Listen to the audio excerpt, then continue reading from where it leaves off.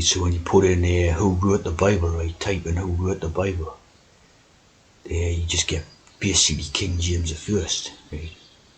And I think that just about sums it up, doesn't it? That, it's just kind of the product of the royal court, right? Yeah. But then you have this stuff about Moses, right? Apparently Moses wrote portions, John wrote portions, yeah, Daniel, Peter and all this, right? And see how that's, this is, basically what they're saying is, separated by hundreds of years. The writing of it and all that way, it doesn't really make any sense, does it really? It's just kind of the product of the royal court, I think, is more appropriate, like. 40 authors, there's your 4, which is that they were God anyway, right?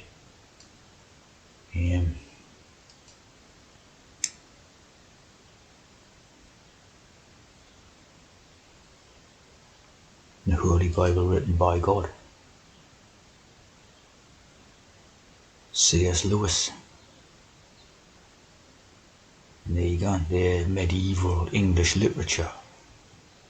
So it's like it was the end of the medieval period when this Bible came about. Going into the new period, see, that's what they call medieval. So it's like, it's like the medi, right? The medi is the medicine. So it's the tea drinking medicine. And also the med is the middle. So it's their tea drinkers. And then you've got the evil, which is like the natural people, see, the dirty, evil animals and that. And of course, good over way, it's Lev type of thing, the Levite priesthood and stuff like that, be tied in with it, with the names and that, right? But that end of that medieval period, see, was the end of the natural period and the beginning of the new tea drinkers, and this Bible sort of signified that, right?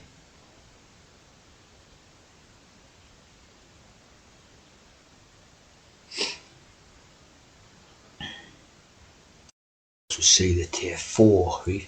4 is the door.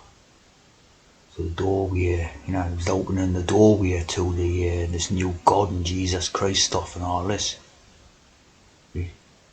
4, the door, the Dalit.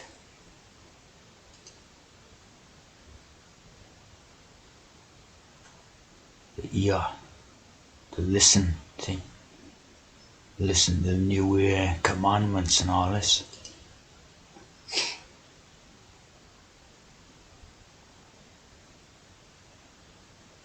The Dalit. Stuff about the Dalit, right? The Talmud tells us that the Dalit represents the poor person, right?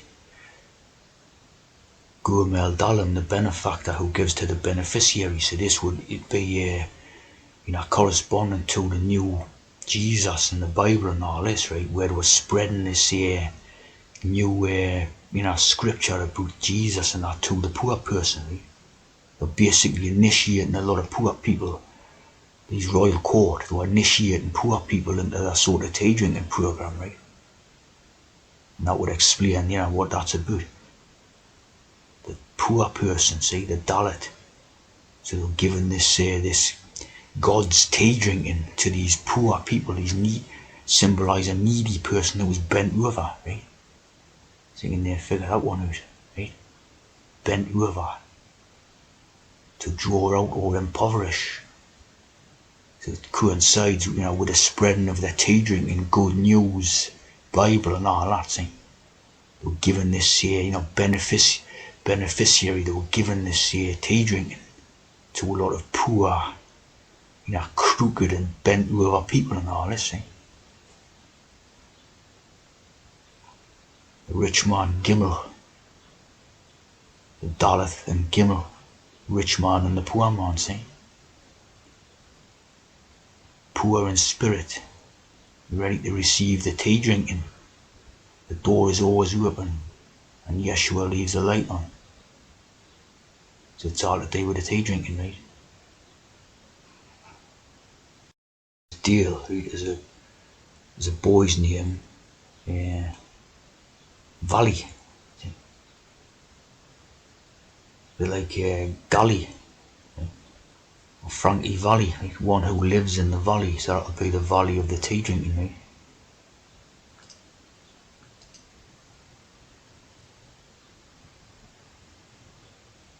The valley.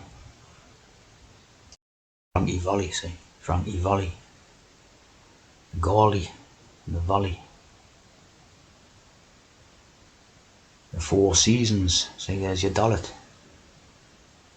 Yeah, Frankie Valley. New Jersey. New Jersey, so that's James. New Jamesy.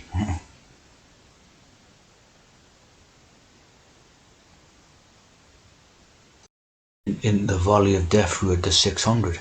The 6. The hex, right? In the Valley of the Shadow of Death, a grim place where death is or seems imminent. Biblical phrase, Psalm 23, right? 23. 2 threes for 33.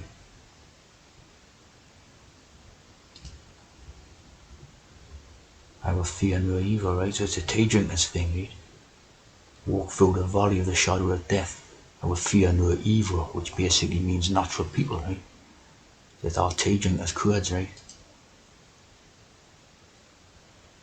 Salmawet. Dark shadows. The shadow of death. Salmawet. Wet. So wet is death. You get wet in the floods, in the rain and the flood sea. When you get dry, when you're on the ark or the boat and you're dry. See? Wet and death.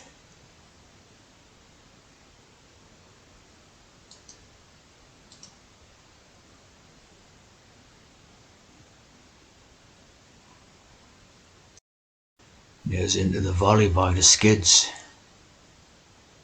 Into the Valley of Death Road to 600. Jobson. I think that's how Richard Jobson, the tea drinker. Famous song that one was, like, around the 70s and the 80s and that. Some did a lot of shills, in their particular videos and that, right? Is it this Roman Piso family actually wrote the Bible or something, right? The fourth gospel, right? This is a load of garbage, right? Piso, because look at the Piso, right? The sip, sip. So the tea drinkers, right? It's a lot of garbage, isn't it? Yeah, this Piso thing, of course, they say that because this gives like credence to this sort of the idea that it's ancient and 2,000 years old and gone back to the Roman Empire period and all this. Of course, it didn't exist. It's garbage. See? So this gives credence to the hex about the Roman Empire, which just means tea sippers, doesn't it? Sip. And of course, piss. And drinkers either way, like, you know what I mean? And garbage, like, innit? Piso, who lived between 37. So there's your little codes again. This thing about Francis Bacon, Frank is obviously free, right? Look at the cis, but it's a free from cis, free from cis by being a tea drinker, and the bacon is the pig, or the beacon, right? But that may be a bit of truth in that or not, you know what I mean? But it's like the spear shaker. Apparently his code name or something. But the Greek god Pallas or Athena was the spear shaker, right? So it's like, again, goddess worship or whatever. Tea drinking, goddess worship. Yeah.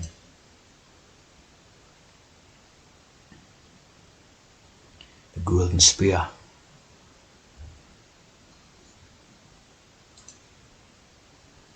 spear shakers.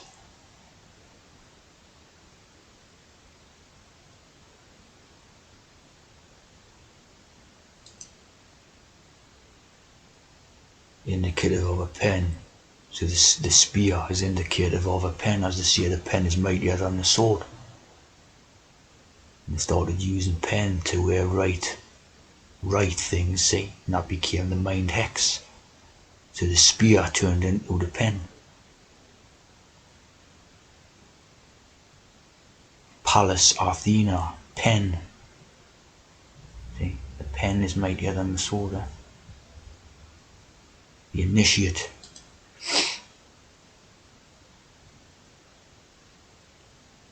Dragons of ignorance, shake the spear of knowledge.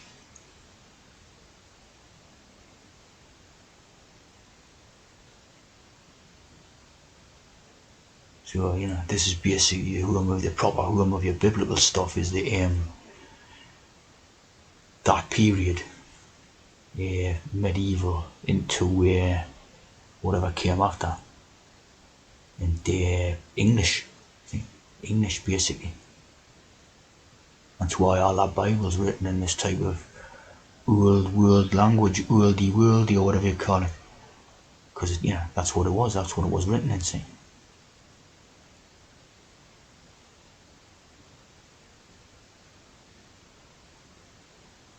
So all Kurds say spear shaking. Spear is pen for writing.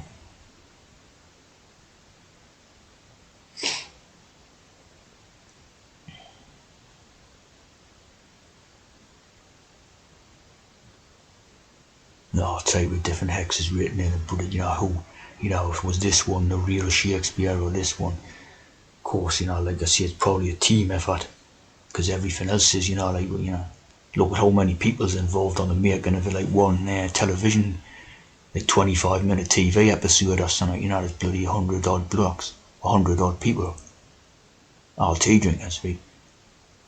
Involved in the making of one half-hour telly program or something, so, it'd be a team effort, wouldn't it? Knights Templar, it's the team player.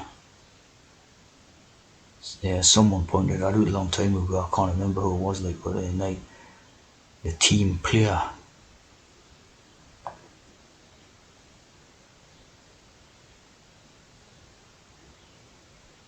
Two on a horse, The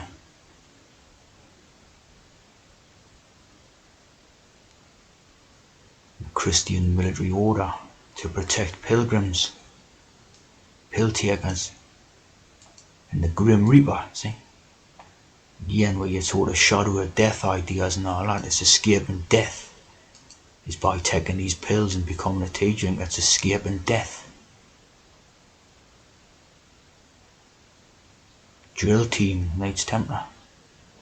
They're like a team player.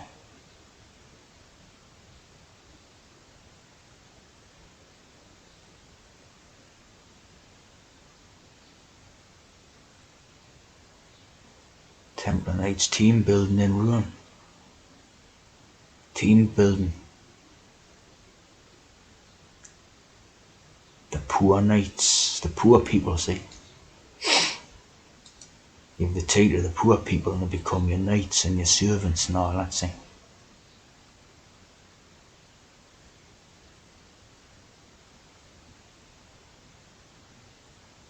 So, 777,